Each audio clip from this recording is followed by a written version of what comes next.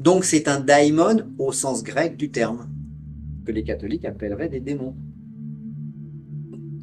Mais ils ne sont pas démoniaques, les chats.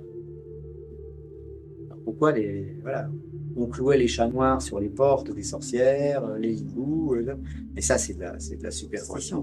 Donc les animaux, les animaux sont des élémentaux. Et les élémentaux sont à l'image de ces animaux. Après, il y a toute une faune qui habite tout ça. Justement, une question très importante que nous pourrions nous poser. Qu'est-ce que les ténèbres? Parce que si on suit une voie de la lumière et on essaie de progresser spirituellement, faut déjà peut-être éviter les ténèbres. Alors, les principales ténèbres contre lesquelles nous devons lutter sont les forces de dissolution de nos propres âmes après notre décès. C'est ça le vrai ténèbre. C'est ce qui veut me dissoudre. Il veut m'empêcher de continuer à exister.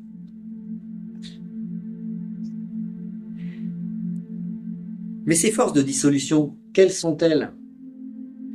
Ne seraient-elles pas le bain dont nous provenons? J'apparais, merci Michel, j'apparais dans un bain. Mais qu'est-ce que je suis dans ce bain? Je suis un glaçon qui flotte dans l'eau. L'eau, c'est mon père et ma mère qui a donné naissance à moi, petit glaçon. Mais l'eau, c'est également ce qui va me dissoudre. Donc ça veut dire que mon père-mère qui m'a donné naissance veut me remanger. C'est véritablement honteux. Donc si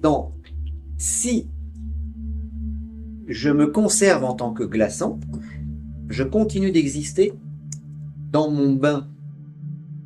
Mais si, en tant que glaçon, je me laisse refondre dans l'eau, je disparais.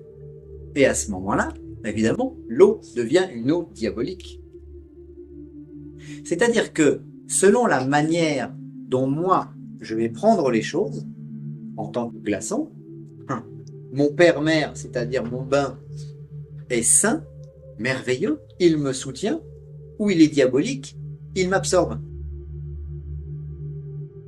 Les Grecs appelaient le dieu Chronos, celui qui dévore ses propres enfants. Donc Chronos fait des enfants et il les remange.